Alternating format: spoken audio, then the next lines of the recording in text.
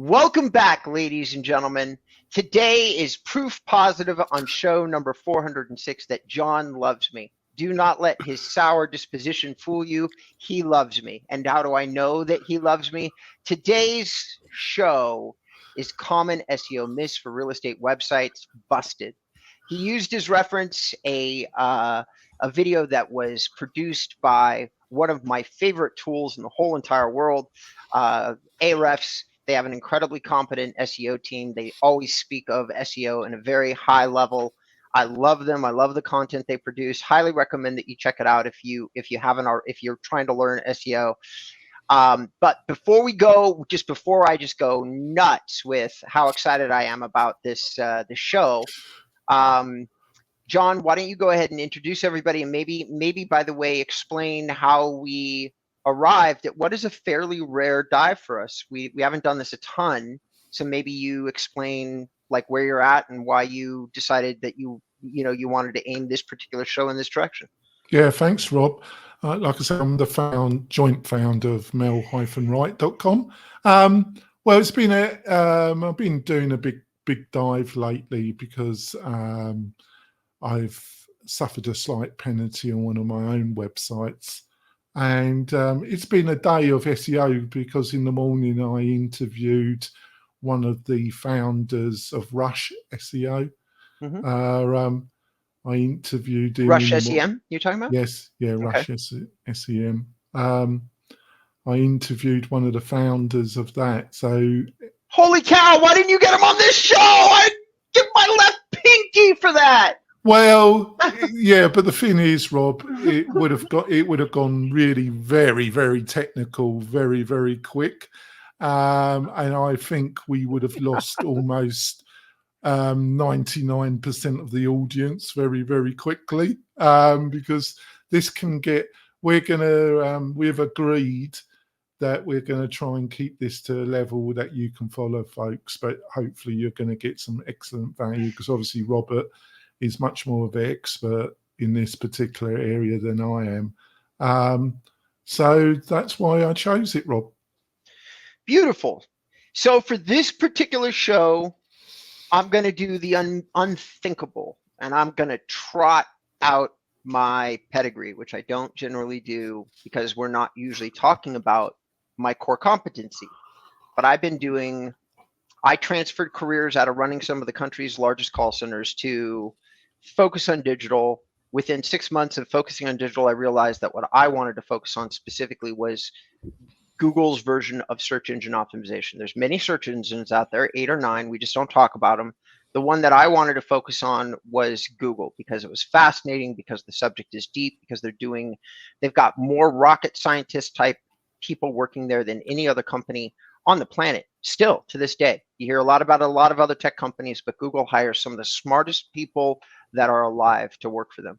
So that fascinated me from a very, very intellectual perspective. And that was 15 years ago. Now I've continued to dive down that rabbit hole. I've done it for e-commerce. I've done it for many, many different verticals outside of real estate. But I focus on real estate because it's so wildly underserved. Residential real estate has almost no really highly credible voices in the SEO space.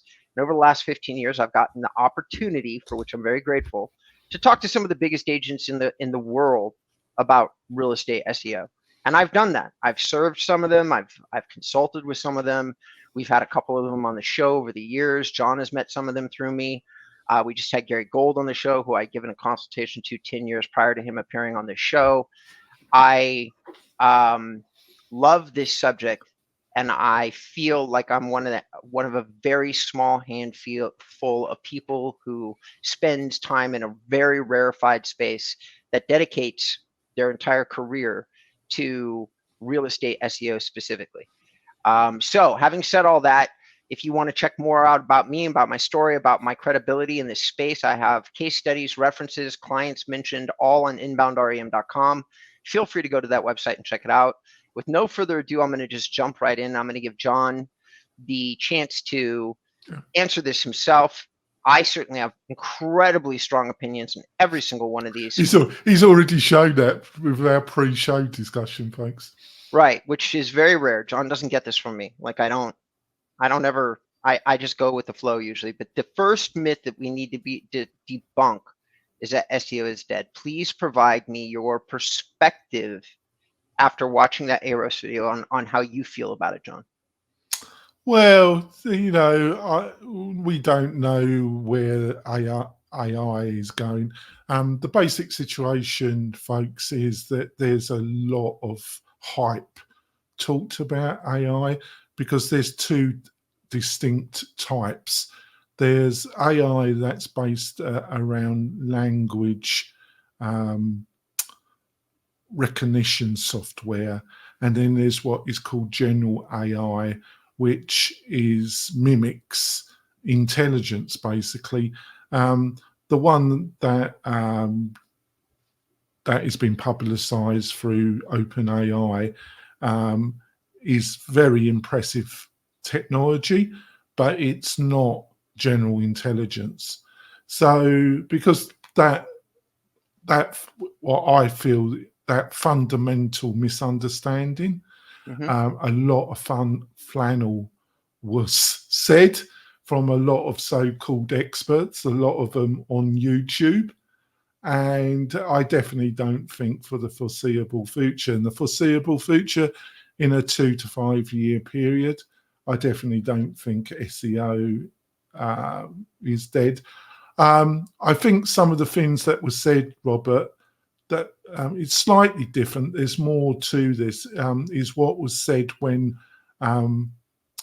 voice came on, and a lot of people said that normal search would be eliminated by voice, which was about 5 or 6 years ago. That really didn't pan out.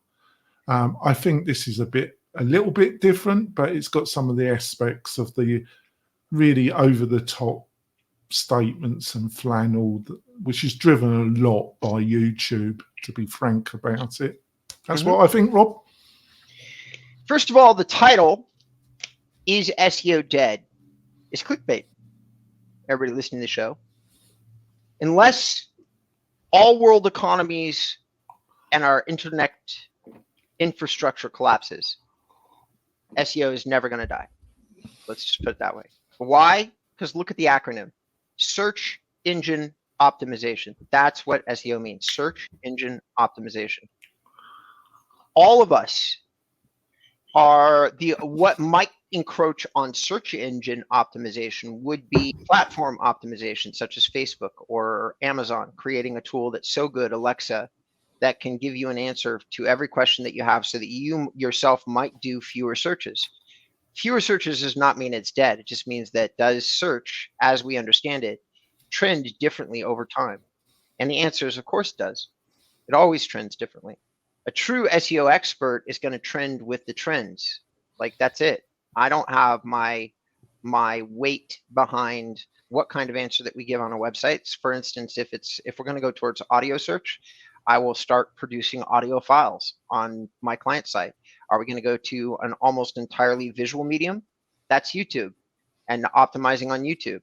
Search has not only not died, it's gotten more robust, and we're going to cover that a little bit later. It's gotten bigger and broader and more comprehensive and more intelligent. And there's more searches, more information being found on the internet, not less. All of it being run by search engines, with Google still dominant no matter what anybody tells you. They've got Google, they've got the image library, they've got traditional search, they're on all the tools. Chromium runs on Apple products.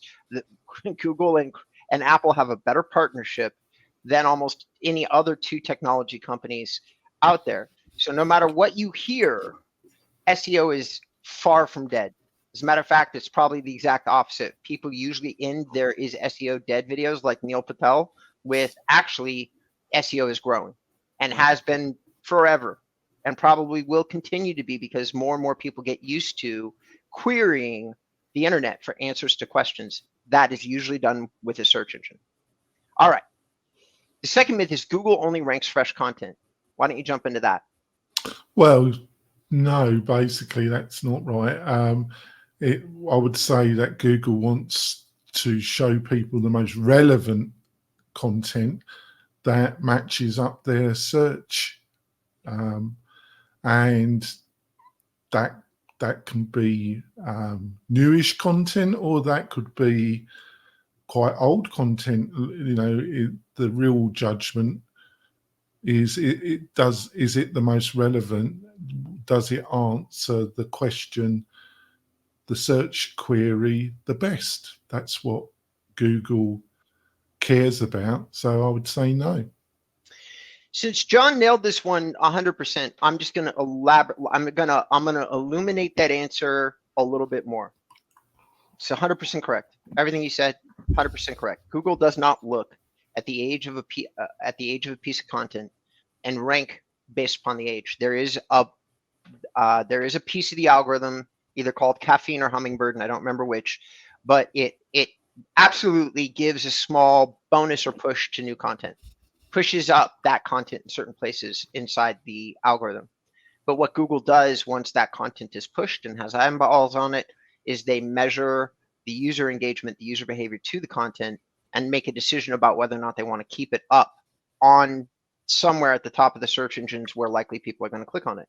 And that's almost entirely based on user engagement. Do people click on your metadata? Do they click on the header that you put on the piece of content? Do they, and then do people keep coming back to that answer over and over again? And if the answer to all these things is yes, then Google has no reason to derank it, and they will check new content frequently against the old content. The simple truth of the matter is there's not that many people really making huge strides to produce something noticeably better than other people. For that, you have to research and really do your homework, see what was best previously, then take all of that and yet add to it in a meaningful way in order to potentially outrank and keep outranking a previous answer. Like, really great content marketers understand that it's a skyscraper building game. You start with 1,500 words that did really well, and you end up with 5,000 that have to be 10 times better than what you started with, because on certain really competitive subjects, such as mortgage rates, and I can, refining homes, financial investment, stuff like that. Everybody, what is my home worth? People are keeping, everybody's targeting that small handful of keywords. So the people at the very top have really highly authoritative domains and all this support content that's aimed at a central piece that's really big, that you can get really deep in producing a much better answer on your site, shockingly deep. You can have 20 support pages in one really great piece of content, and that one piece, of course, continues to rank because it has 20 support pages and a primary content piece, all aimed at answering your question really well. So there you go. Third myth is that, and this is the one that we really debated about before the camera got turned on. The third myth is that duplicate content will get you penalized. Well, it's just, some people say no, but my opinion was similar to yours. If you have very similar content or practically duplicated content, I always thought that it could affect you because it affects the user experience. If they click you, if you have your internal pages linked, and you should, obviously the experience, they go from one page to the other and it's very similar information. It's not going to be very useful to the end user, so they're probably going to bounce. So, but you're the expert, so over to you. So in the real estate space in particular, template websites are extremely popular. And some of those sites have been agent image websites, especially ones over 5 to 7 years old. iHomeFinder, Playster at one time. The list goes on. The list is very deep, okay? And what they do is when they produce a site, they have some static pages like how to buy a home, how to sell a home, okay, that they've already produced because you, the agent, have been insisting that you're basically too lazy to produce something unique to your sales process. So they help you. It's their intent to be helpful. Yeah. And they put the same answer on the website 5,000 times all over the country. Yeah. And at some point, the search engines look at that because they will eventually understand there's 5,000 copies of the same page. All right. And they give you the credit that you deserve. which is you're a plagiarist and that you don't deserve any credit whatsoever. They also look at the rest of the website and say, what is the user behavior? And generally speaking, templated websites with no customization on it end up getting almost no user engagement whatsoever. And they certainly don't compete well against people who've customized the site and designed an experience specifically for their audience or added extra support pages. And I can go on and on. So does duplicate content, and here's my favorite part.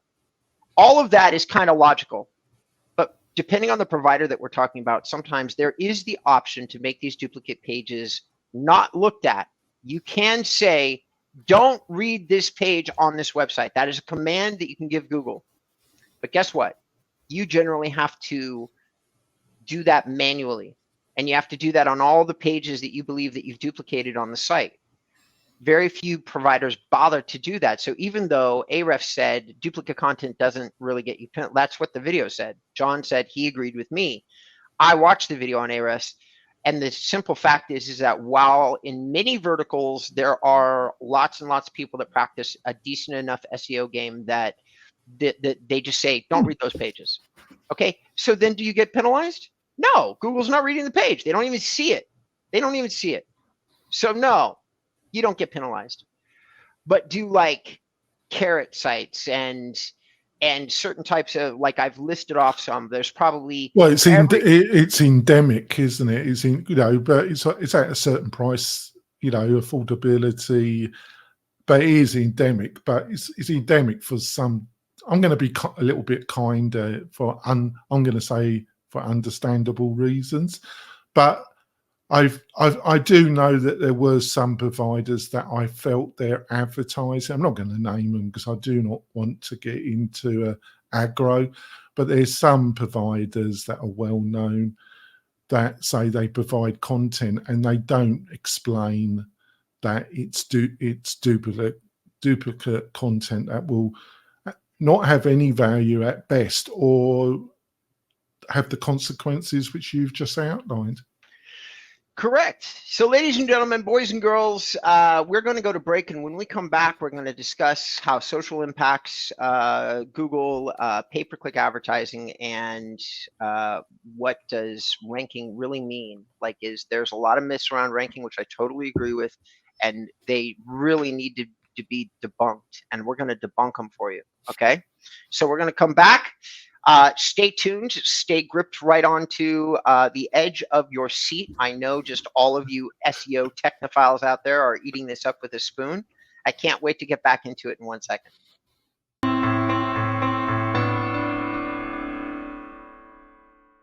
Welcome back, ladies and gentlemen, to episode number 304. Sorry, I was going to take away 100 episodes worth of credit. 406 is the episode number. You're going to want to remember that if you want to try to search for this show on our YouTube, on the MailRight YouTube channel, or potentially even the InboundREM YouTube channel, that we haven't done a very good job of translating this stuff into video. But we're going to kick this off with a fascinating thing, which is, once again, I feel like this falls into the gray, but the fifth myth that we have on our list is that we missed number 4, by the way. Well, I duplicated. I duplicated number 3, so that was funny, wasn't it? Because it was about duplication. So, all right, so we're actually going to number this correctly for John. On my copy, I've just done it, but not on yours. It's myth number 4. The fourth myth is that social shares help you rank higher in Google. Now, I'm going to go first on this one because it's complicated. So there has been a long-held belief by most SEOs that social interaction does matter for SEO.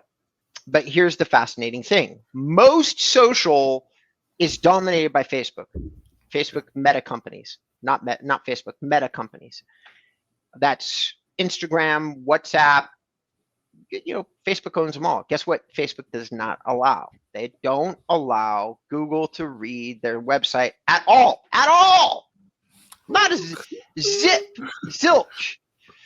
So when you're saying social shares specifically, the answer is, well, probably not. But it's widely believed, including by myself, because Google patented a logarithm that is new and unique about 4 years ago. The logarithm that they patented is one that tracks jumps in and out of Chrome, and it's an algorithm that measures engagement based upon assumptions, branding assumptions. That's what they said in the actual patent. Branding assumptions made by the search engine. Now, that is most SEOs, myself included, feel that that is a very fancy way of saying, if we see you enter and exit, because Chromium runs most of the web. That is the browser that Google created. So they're everywhere. They're in Safari. They're everywhere. There is no lack of visibility on Google from Chromium. That's why I don't use it. I use Firefox. There you go.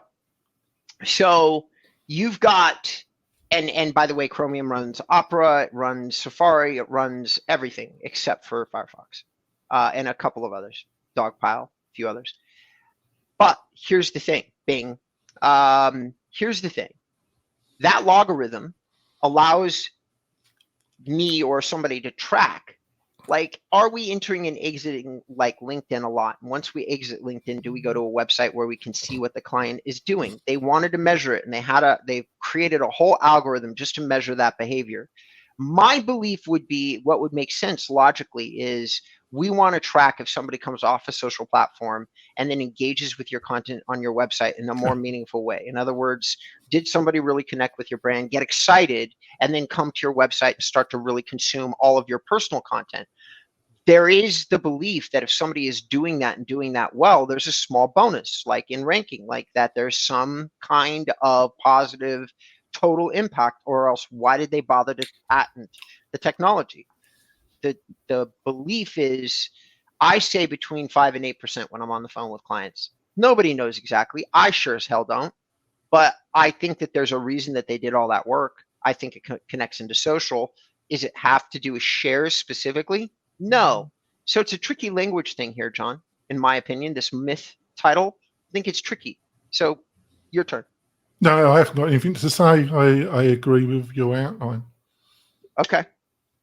So there we go. Number 5, this 5th myth is that pay-per-click advertising won't help your rank in search. Now, I didn't pay that much attention when I got this deep into the video. I did watch, by the way, John. I was excited to get into like an SEO related video. Never going to get any pushback from me on that. So, and I hadn't watched this particular one, so I was kind of connected to it. But I know the answer to this question through much case study and testing on my part. That's why I tuned out, is because I've already done extensive case studying on exactly this question. And I feel like I have a fact-based statistical answer to the question. Shall I give my opinion first? Please do so. I think it's very linked to what you said about the social media. I think the actual act of driving traffic through paid discovery, through Google or through Facebook or through YouTube. Obviously, with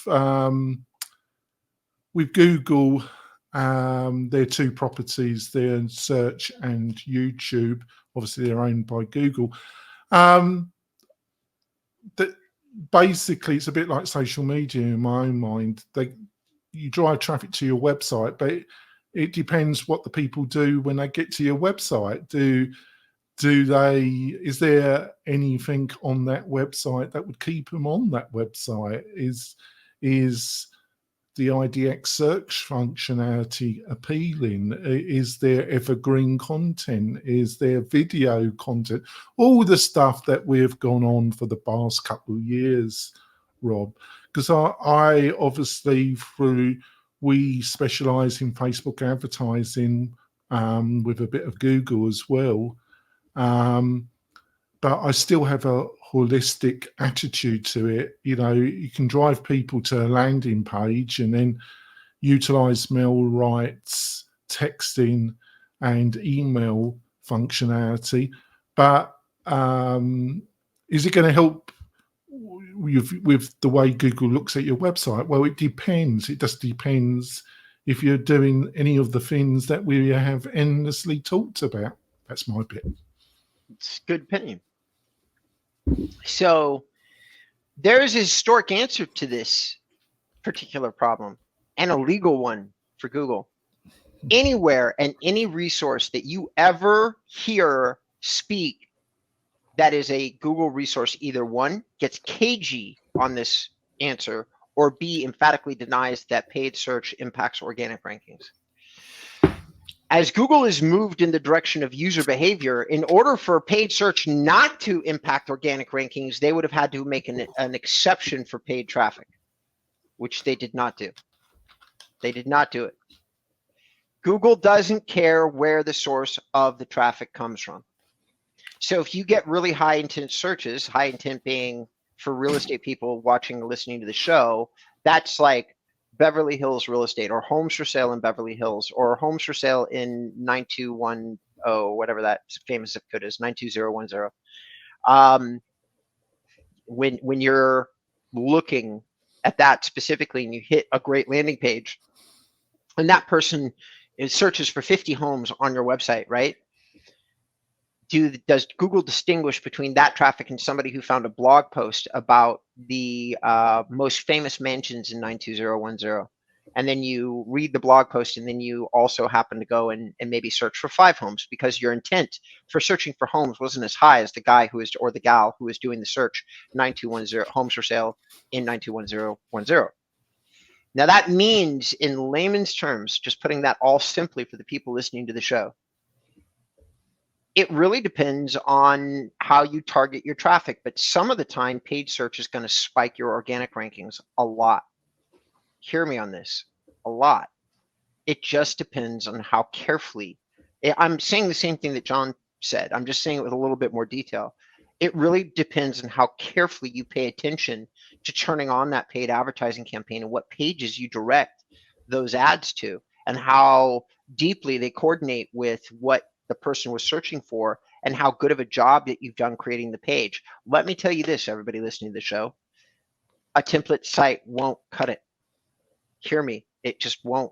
You are going to have to, if you want ranking through paid, okay, you're going to really have to have created a unique user experience. Now, what will work for all of you listening, and oftentimes gets repeated ad nauseum by some of my competitors, is if you've created a really filtered search, real estate search site, like you've broken searches down into neighborhoods and you advertise on the search engines for paid search or Facebook, and you direct people directly to a listing that you advertised on Facebook, or specific property searches that you've advertised on Google search. Most companies are focused on the big and the broad, like Realtor.com and Redfin. But if you focus on specific little pockets and give everybody the filtered searches on your website, you do have a good shot at maybe ranking based on user behavior, because people will crack out on searching for properties in your site, which is user behavior. Just because there's 2 different types of user behavior. There's search user behavior and there's content user behavior, and there's a combination of the 2. This is what I'm saying when I say you craft your page carefully based on your ad. If you do all of that, then paid can be a huge hack into organic ranking. It absolutely can. And I've case studied this ad nauseum. Like, I've done this many times to try to show myself, can you rank faster doing paid versus not paid on organic? And the answer is yes, you can. Yeah. I'm going to slightly disagree with you here. Cool. But not a lot, but a little bit. This Google for a number of years has said that there's a firewall between organic and paid, between the paid advertisement team and what they classify as the creators of their technology when it comes to organic. And there's a lot of people, really honest people in Google, that really believe that. Unfortunately, it's come out, and it came out last week. Google's been taken to court by the Justice Department, and some extremely damaging documentation was released by the Justice Department. And this is my take on it, Rob. This propaganda that's been spewed by Google, I think through them being taken to court, I think it's going to be extremely damaging to Google, because Google is not your friends, folks. It's a company that wants to make tons of money, does make tons of money, and wants to still make tons of money. They are not your friend. You've got to use them the best you can. But it is disturbing what has come out with these revelations from the Justice Department, because they are quite damaging, Rob. And that doesn't surprise me. There used to be this old adage with Google saying, like, do no evil, be good. Okay. That changed a long time ago. That started changing 2 CEOs ago. And Eric Schmidt started driving the direction of the company. And Google has been being very unfriendly to its customers and very not even-handed with their results for a long time now. That's been a trend that they've been moving in the direction of for ages. They changed the most recent thing where they screwed their users is they keep making a less and less transparent version of Google Analytics. Why? Because guys like me and people who make a living off like little subsections of Google, they were giving us too much data. And they're giving it to us for free. So they keep asking themselves the question, why do we have to give these guys anything for free? It's our data. We collect it. And they're not wrong necessarily. It's not friendly though. And it's not in my best interest. It's not in the end user's best interest. It's in Google's best interest. There's only one person that wins. So I agree with you. And they've been heading in that direction for a while. They're getting their pants sued like right off them in the UK. That's happened many times. They've already lost a number of lawsuits having to do with monopolies and infringement, privacy infringements, things like that. And they're going to continue to lose cases and probably continue not to care, because at this point, they have the biggest repository of data on the planet about people, about our behavior. How valuable is that? I mean, think about it. And they started that revolution, and Facebook tried to put its hand in the cookie jar and got it smacked so loudly and so hard, you would have thought that Google would learn from the experience, but nope. All right, number 6. Yeah, 6. Is ranking always about number 1? So once again, I'm going to take this up. I don't know what ARF said. I never made it this far. Don't care. That's why I didn't make it. Can I say what I think first? Sure. Yeah. Obviously, to get to number 1 is preferable, but on the other hand, with a lot of the terms that Rob deals with, very dependent, and he will answer, you might totally disagree with me. Some of the terms, depending on which area, if it's a highly competitive metropolitan area, and they've got similar, probably in-house, because I do agree with Rob. He's probably one of the few people in the real estate industry that you can hire at a rate that's semi-affordable. A lot of the other experts, they're extremely expensive, or they're working in-house with a particular brokerage. It just depends on the term. So it's preferable, but it might not be achievable. So, but getting to the top 3 or 4 still will make a difference. So probably getting to number 1 isn't the overall aim. Okay. So here's my response to this question. I'm going to say no. I'm going to solidly go the other direction. And why do I say no? All of you real estate folks out here really need to hear this. It's a scientific answer. It's not probably going to be easily digestible, but you really need to hear it. 35.1% of all search results are something called featured snippets.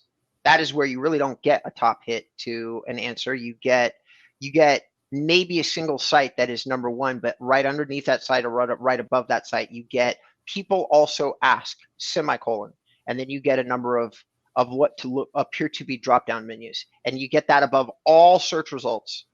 Then you get an ad infinitum. Google has taken away pages. They now have what's called an infinity scroll on all results, so that number 1 or number 5 doesn't make that much of a difference. This has changed behavior a massive amount. People don't necessarily look to click on number 1. They look for the place on the page that's going to answer their specific question. Now, here's the mind-blowing bit. 35.1% is the number for the internet as a whole. My estimate for real estate focused searches and featured snippets is more like 70 to 80%. Most searches that you do about lifestyle, neighborhoods, cities, I can go on and on. They're all going to be featured snippets. Some, like I'm just going to do real estate for sale in Beverly Hills as a search right now. Wow. Right now. Talk about. Okay. There's a featured snippet, 4 results down. Okay.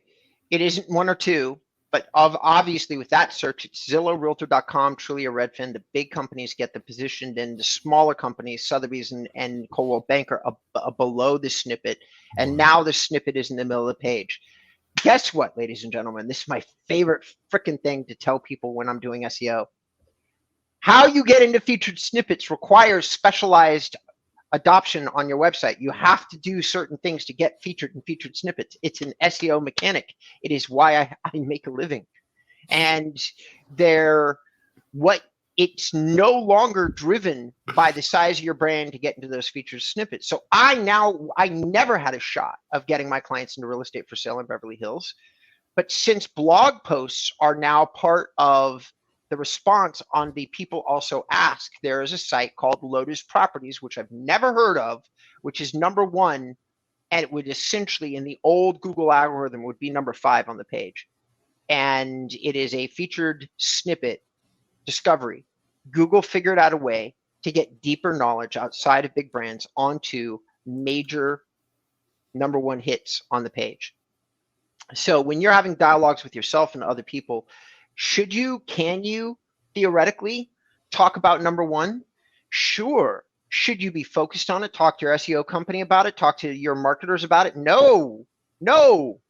Your depth of your knowledge, your accreditation for listening to the show is going to be this little piece of information. Featured snippets are what drive most of my clients' results, John.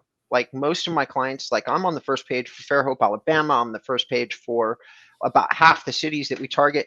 Am I on the first page for the actual term Fairhope, Alabama? No. Why? Because Wikipedia has that every single time. Every single time. It'd be a bit worried if they didn't really. No exceptions. No. I'm in the featured snippets, talking about how expensive it is to live in the city, talking about what the property tax is in the city. That's where I'm at. But my clients get hundreds upon hundreds of visits from those results. We still achieve the end goal by being in the featured snippets. Imagine if you're in the middle of, Zillow, Trulia, Realtor.com, Redfin, and then you're Lotus Properties and you've got like, what's the best part of Beverly Hills to live in? That's the thing that they got. So now you get that search, that little also people also ask under the same topic, and boom, baby. Is that a lot of credibility? Hell yeah, it is. Are you number 1? No, you're not. You're number 5 in the featured snippets. All right. I think I've gotten off my high horse enough. We're going to wrap the show up. Ladies and gentlemen, thank you so much for tuning in. We've given you a full 30 minutes plus 10 extra of Robert going on a tangent about ranking number 1. I thought you did quite well, and I think there's been some good value. Don't you think so? I hope so. Because I hope so. If I can't give good value on this subject, fire me. No, but I think we've managed to give value without going off on a big end in a really big tech dive, if you know what I mean. Oh, God, I hope so. Yeah. We want nothing more than everybody to be able to follow the show and get something from it that they learn and understand. Speaking of learning and understanding stuff, John, so ladies and gentlemen, John has a platform that could be comparable to Real Geeks and other Bold Leads and other systems like him. He's done a very, very good job of creating an affordable platform using all of his knowledge previously about like WordPress development, and then his new knowledge about Facebook. He's partnered with a guy who's a Facebook marketing expert. He does a podcast with another guy who's one of the best real estate SEO guys in the country. That would be me. So between all of those things, he's come up with a really great little marketing offer. And obviously, as somebody who's trying to promote it, he's going to give you a lot of his time if you decide to set an appointment with him. He's going to talk to you and try to consult with you and help you out. Yeah. One more thing, Sorry, John. John. Sorry, John. Sorry, Rob. I'm trying to give you a huge testimonial, so let me finish. One other thing I can say from personal experience, John's core desire will be to help you. And that's not very true of many people that you can call. So if any of this sounded like it fits you, please give John a call. Now, go ahead.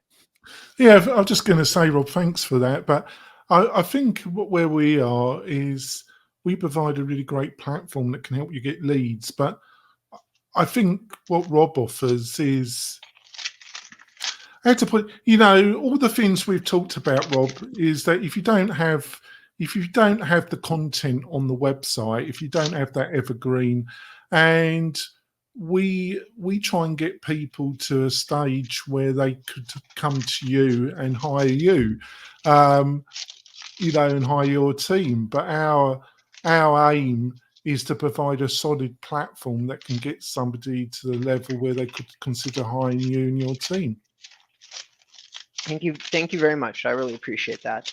And ladies and gentlemen, if you'd like to learn more about what me and my team do, you can go to InboundREM.com and look under About or Services, or look at our case studies, which are linked off the homepage, or watch my video on the homepage, which I filmed when I was establishing the company. And I also have some old videos up there under a handle called Newman's Buzz. So if any of you want to see how long I've really been doing this, and I've never advertised it anywhere because I forgot I had them. But they're 10, 11, 12-year-old videos talking about real estate, my direction that I thought it was going. It's a fascinating watch because I just rewatched them myself, and some of it I got wrong. Some of it felt like I had a crystal ball. So anyway, everybody, thank you so much for tuning into the show. John, is there anything you'd like to add before we sign off? No, just give us some feedback. We love some feedback with how you found this show. Would you like some more of this more techno-focused content, or did we leave you? I thought we kept it at a reasonable level, but we love your feedback. Yep, absolutely agree with John. Send it to go to the mail-right.com website and leave a comment on his site, or you can go to InboundREM.com and do the same for me. You can also email me at robert@InboundREM.com. All right, that's it. Sign us off, John.